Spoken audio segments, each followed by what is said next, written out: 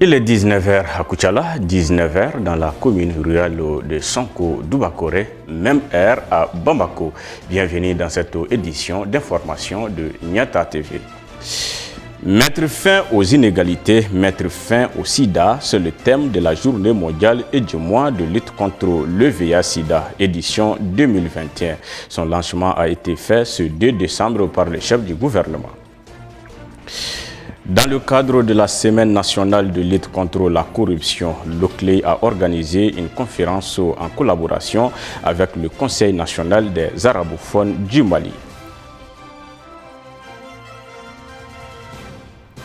En Somalie, l'opposition boycotte le processus électoral.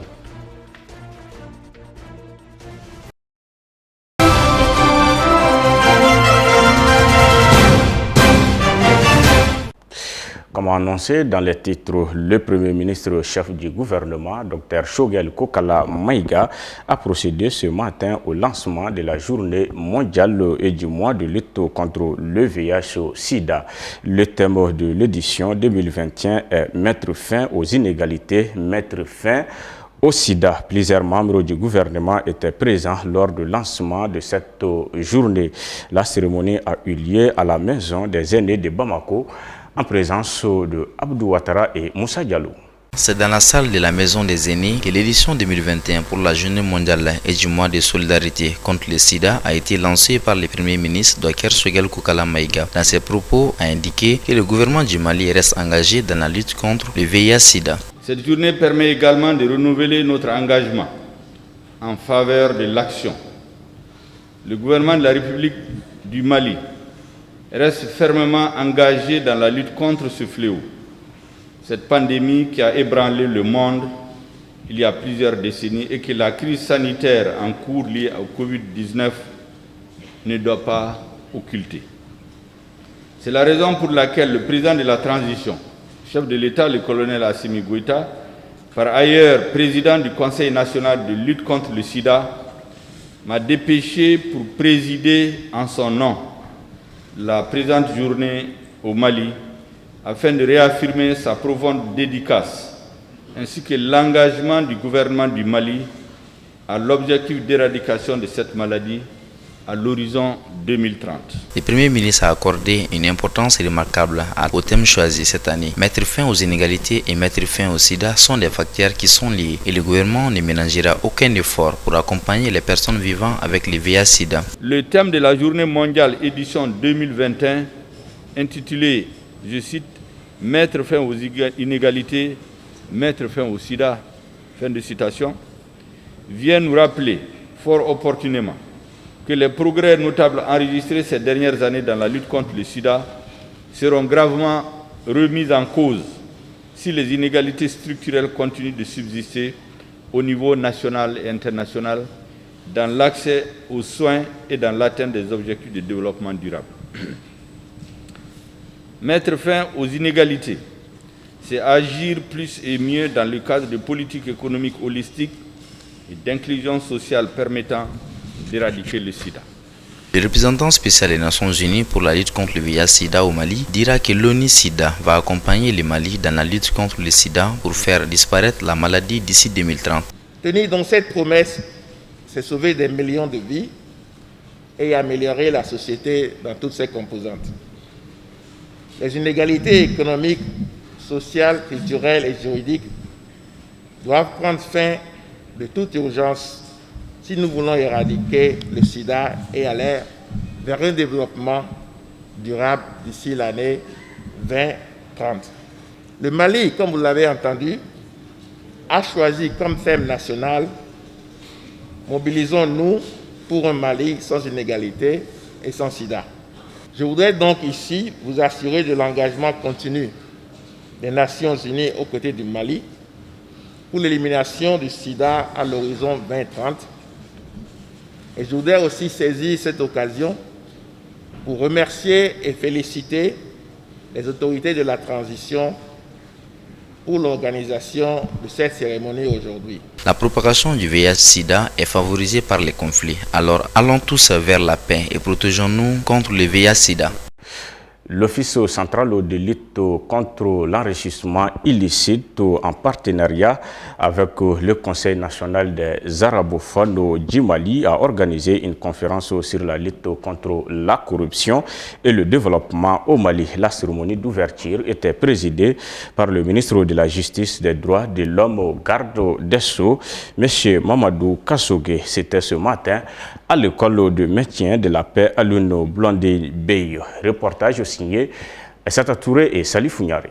Cette rencontre est l'occasion pour l'Office central de lutte contre l'enrichissement illicite au CLEI d'échanger avec les membres du Conseil national des arabophones du Mali pour une prise de conscience face aux conséquences néfastes de la corruption sur la population. Le président de l'OCLEI, lors de son allocution, a évoqué l'objectif de la rencontre avec les arabophones du Mali.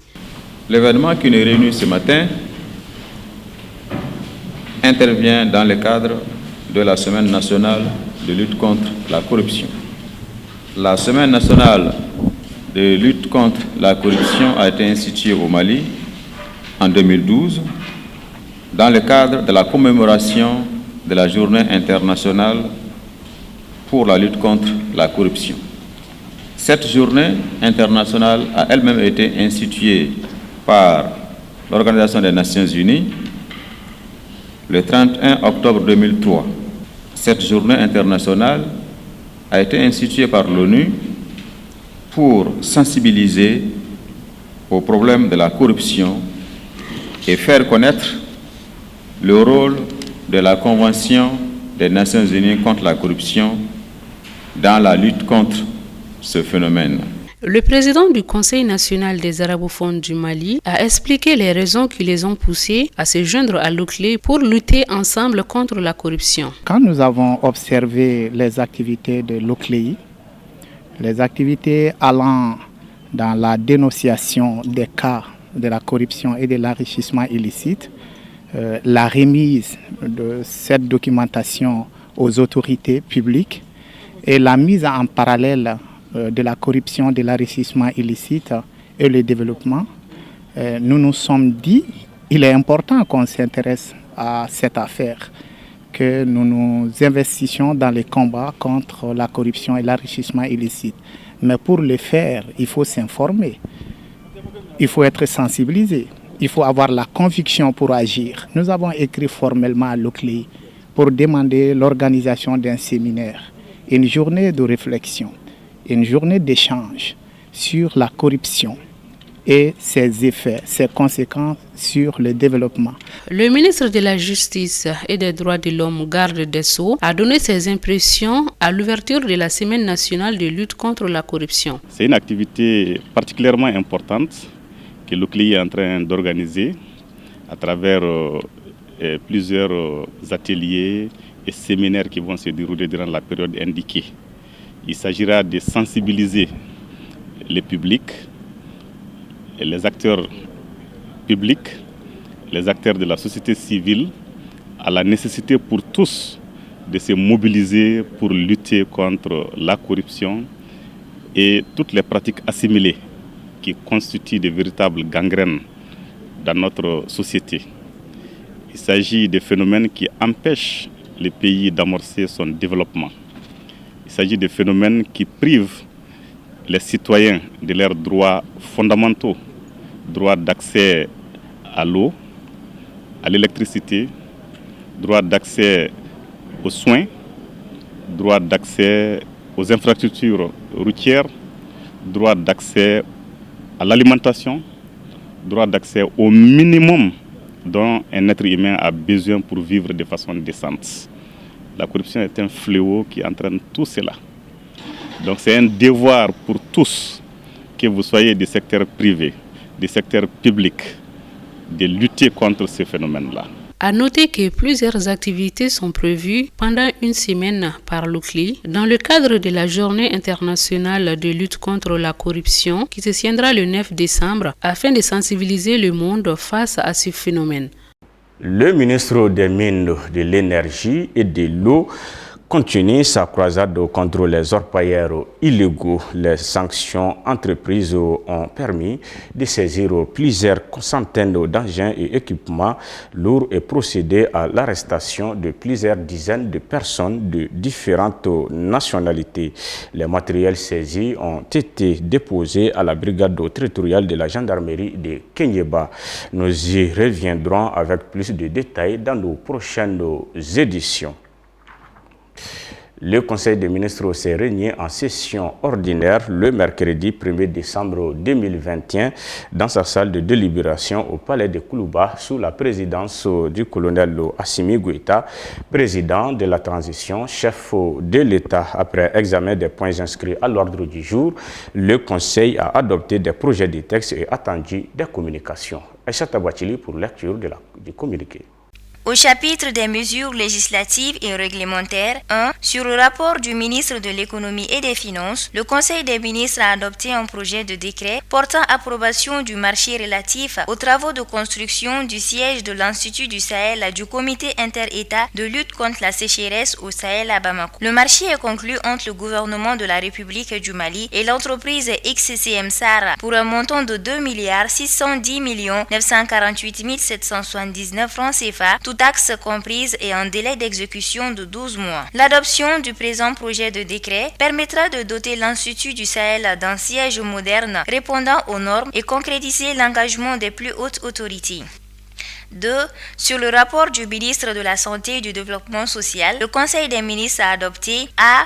Un projet de loi portant modification de l'ordonnance numéro 2019-011 PRM du 27 mars 2019 portant création de l'Institut national de santé publique. L'Institut national de santé publique a pour mission la mise en place d'un système de veille sanitaire et de surveillance épidémiologique et la promotion de la recherche sur les politiques et systèmes de santé. Sa création a consacré la fusion d'un certain nombre de structures dont le Centre pour le développement de vaccins Mali. Le Centre pour le développement de vaccins Mali a pour mission la quantification du fardeau des maladies évitables par la vaccination, les tests d'innocuité et d'efficacité des candidats vaccins, la formation des jeunes chercheurs d'Afrique et du monde en matière de recherche et d'intervention en santé. Pour permettre au Centre d'exécuter sa mission, il est apparu nécessaire de l'extraire des structures fusionnées dans le cadre de la création de l'Institut national de santé publique. Le projet de loi est adopté dans ce cadre. B.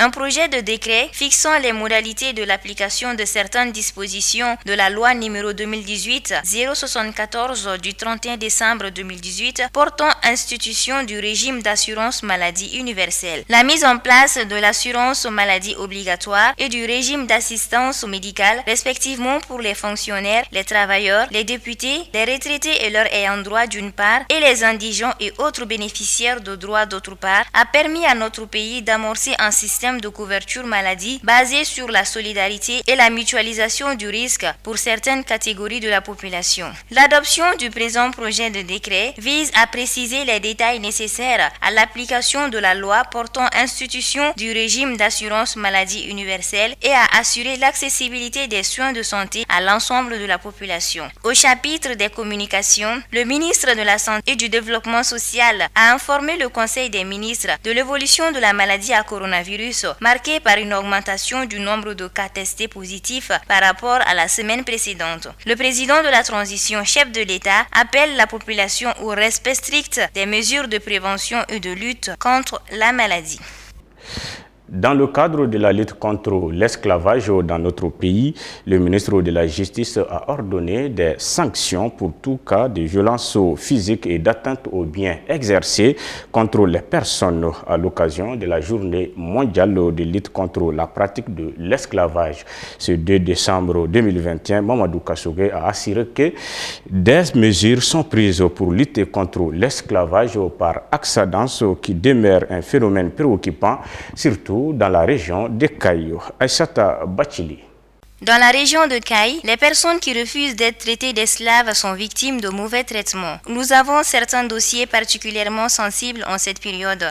C'est la question par exemple de l'esclavage par ascendance. Des gens sont chassés de leurs terres ou des terres qu'ils ont l'habitude de cultiver tout le temps pour leur survie, faisant d'eux des déplacés internes, a rappelé le ministre de la Justice Mamadou Kassogui. Il assure toutefois que des mesures sont déjà prises. Le ministre exhorte les procureurs généraux à prendre des dispositions pour que des poursuites soient engagées pour tous les cas de violence physique et d'atteinte aux biens exercés contre ces personnes, surtout en considération de leur statut. Les associations anti-esclavagistes ont salué cette décision du ministre de la Justice, garde des Sceaux. Elles affirment que des avancées notoires ont été remarquées sur le terrain. Depuis l'envoi de la lettre circulaire du ministre au procureur de Caille, la situation est calme là-bas, a affirmé Lassine Konati. Tout le monde a eu peur, rajoute le porte-parole de l'association Gambana. Il a souligné également que les différentes rencontres leur ont permis d'avoir plus de compréhension sur les stratégies à adopter pour sensibiliser les militants de leur association. À Oussoubi-Diania, dans le cercle de Bafoulabé, où le phénomène est récurrent ces derniers temps, les autorités administratives affirment avoir pris des dispositions pour lutter contre les violences liées à l'esclavage. À notre niveau, l'administration est l'oreille et les yeux de l'État, a indiqué le sous-préfet d'Oussoubi-Diania, Bemba Tunkara. Il estime que la loi doit sévir pour réprimer, pour poursuivre tous les auteurs, tous les complices des actes relatifs à la promotion de la pratique de l'esclavage.